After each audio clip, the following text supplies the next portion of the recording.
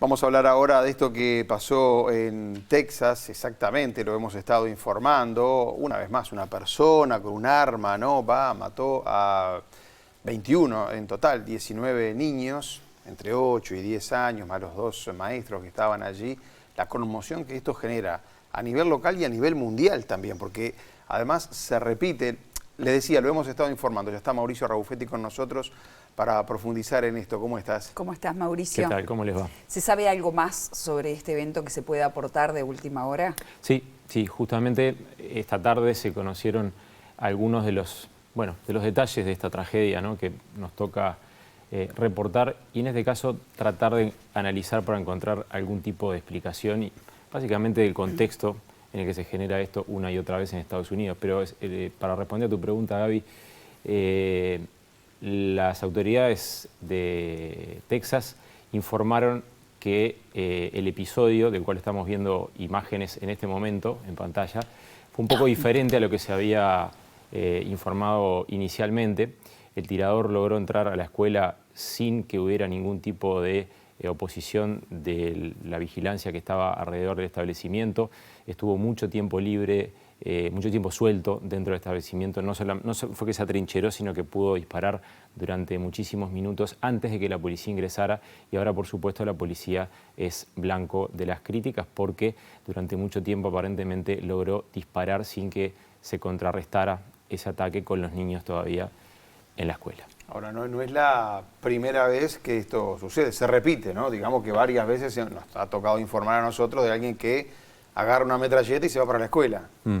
Sí, armas de asalto, de las cuales es bastante fácil hacerse en Estados Unidos, por una cuestión que de alguna manera tratamos de responder. Esta mañana hablábamos en Justos y Pecadores en la radio tratando de responder una pregunta imposible, ¿no? ¿Por qué, lo que vos decías, Leo, por qué esto se repite una y otra vez en Estados Unidos? Y bueno, existen algunos, yo diría, factores que permiten explicar el contexto de estas matanzas sistemáticas en Estados Unidos y que van en aumento en términos de números por año. Yo les quiero traer una cifra a los televidentes. Al día de hoy, en el año 2022, hubo más tiroteos con 4 o más víctimas en Estados Unidos que días del año. Impresionante. Es impresionante la cifra, sobre todo viéndola de afuera y pensando que es un país en el cual no hay un conflicto armado interno, porque uno ve situaciones de violencia permanentemente en otros países, en México, Colombia, derivadas del narcotráfico. Hace poco hablamos de las pandillas en El Salvador, pero acá no hay un conflicto interno y sin embargo tenemos que informar de este tipo de cosas a cada rato. Pero es un país productor de armas y es un país donde el lobby de las armas tiene un peso importante y donde el lobby de las armas está directamente relacionado con muchos legisladores que están sentados en el Parlamento Nacional. Bueno, ese es uno de los factores, empiezo por ese entonces, uno de los factores principales por los cuales no hay cambio en la legislación es que existe un lobby que se llama la Asociación Nacional del Rifle que aporta a las campañas de muchos legisladores que están sentados en el Congreso, como bien decís. Ahora, ¿cuál es el paraguas, cuál es el marco en el cual se produce esta posibilidad de acceder a las armas? Porque lo que hay es una capacidad de las personas de más de 18 años de acceder a armas de alto calibre. La Constitución de Estados Unidos, que es de 1787, tiene enmiendas. Sí. Es diferente que nuestro sistema constitucional, tiene enmiendas. La segunda enmienda, que está pensada para asegurar que los estados del país pudieran tener una milicia que los defendiera en tiempos de guerra, permite la tenencia y el porte de armas. Y las interpretaciones que se dan en los tribunales y a nivel de la justicia norteamericana y, por supuesto, a nivel de la población norteamericana, que incluye a los legisladores, sostiene que el porte de armas está garantizado por la Constitución. La tenencia de armas es un derecho individual, el derecho a la defensa, perdón, es un derecho individual que debe estar garantizado.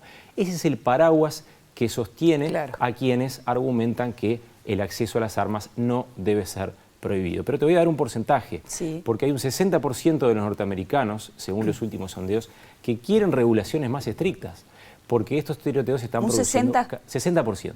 40% quieren que continúen como hasta ahora, 60% quieren regulaciones más estrictas. Es una cifra importante. ¿Implica esto que va a haber un cambio? Difícilmente. Sí, pero bueno, puede tener un peso ahora no se ha electoral podido importante, cambiar. ¿no? Bueno, sí, acuérdate que allá el voto después no es obligatorio, lo que dice la encuesta también no siempre se traduce en lo que es la realidad, en fin. Pero ¿te parece que acá puede haber un antes y un después? Porque son niños los que murieron también, ¿no? Si me permitís, Leo, Sí. yo le quiero pedir a los compañeros de control si pueden poner en pantalla este gráfico A ver. que lo elaboró la BBC, justamente, que muestra el número de tiroteos masivos en Estados Unidos en los últimos años, ¿no? Está desde 2014 a 2022, si ustedes ven del 2018 a esta parte, ha habido un incremento importantísimo, estamos en más del doble en 3 años, y como yo decía hace un ratito, en 2022 van 213 y estamos terminando el 5.º mes del año, es decir que 2022 probablemente va a ser un año récord en tiroteos con 4 o más víctimas.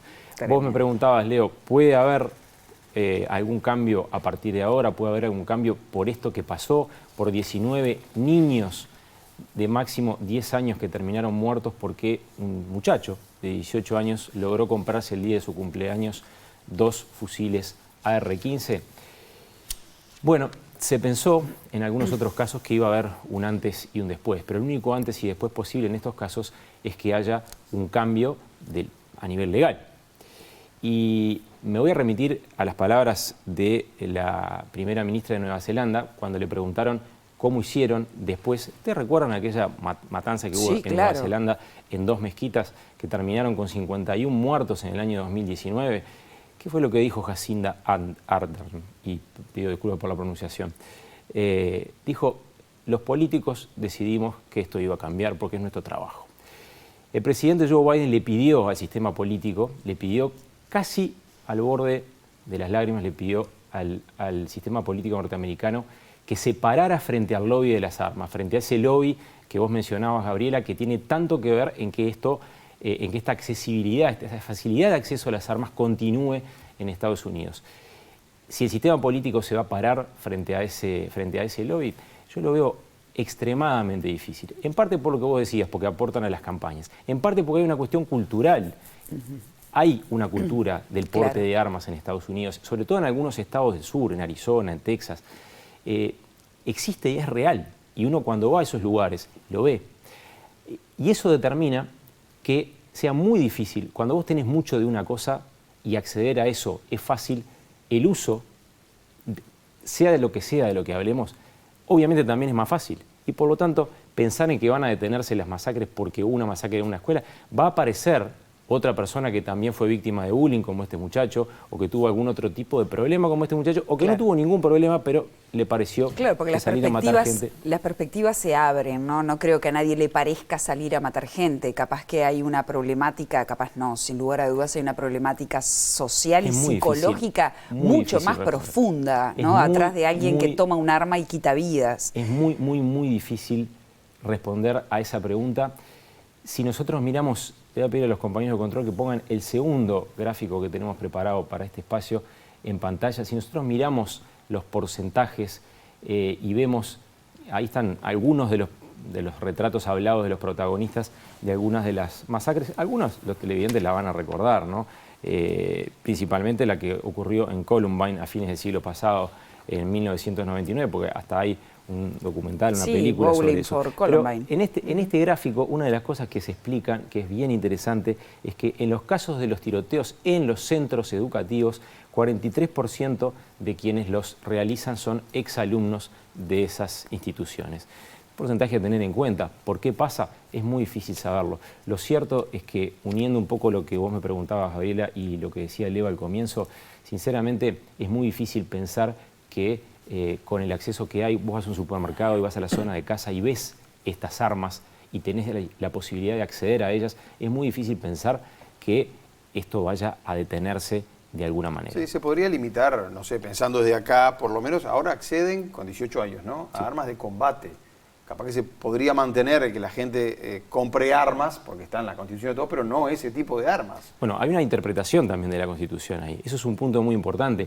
No estamos hablando solamente de que esté en la Constitución. Hay un debate sobre la interpretación constitucional de la segunda enmienda. Sería muy largo decirlo acá, pero se plantea si el porte y tenencia de armas está referido de manera genérica a todas las personas que hoy integran la sociedad o si se refería a la existencia necesaria de milicias armadas y organizadas en la época en la que fue redactado ese texto. Claro. Hay una discusión importante que podría darse, lo que pasa es que es muy difícil realmente que con todos estos factores que mencionamos, pues son factores, hay que explicarlo, es muy difícil responder, pero está el tema constitucional, el tema del acceso, el tema del lobby de las armas, con todos estos factores es muy difícil que nosotros veamos una caída en ese gráfico tan triste y trágico que presentamos hace un ratito. Y estamos teniendo una mirada legalista sin meternos en profundidad en una mirada psicológica de esa sociedad, ¿no? Claro. Yo te voy a decir algo que escapa tal vez a lo que habitualmente manejamos en este espacio. A mí me tocó estar en Río de Janeiro durante la matanza de Realengo. Ustedes recordarán, en el año 2011, un estudiante de una escuela se metió, mató a 12 chicos. La verdad que no hay peor cosa para un periodista que tener que cubrir algo así. No hay ninguna cobertura que sea más dolorosa que aquella en la que se ven menores involucrados de la forma que sea.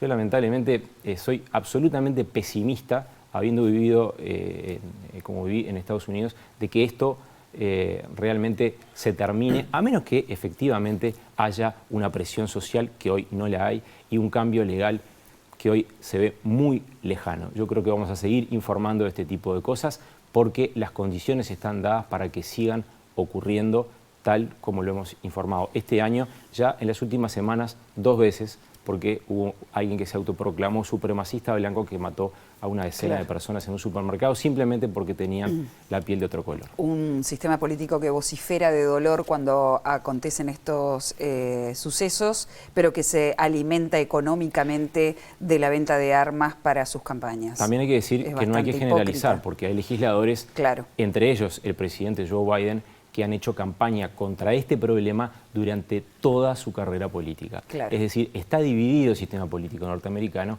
y no hay que generalizar. Es cierto que la situación, el contexto del país es difícil de resumir, pero la verdad es que hay legisladores que están trabajando de verdad para tratar de cambiar esto y hay algunos estados que han puesto ciertas limitaciones en ese acceso tan fácil a las armas en Estados Unidos. Gracias. Bueno, vamos a ver cómo sigue. Está el pedido del presidente de los Estados Unidos.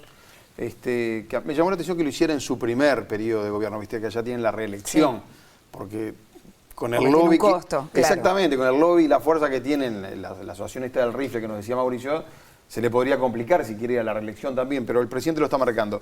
Gracias. A ustedes. Gracias, Mauricio.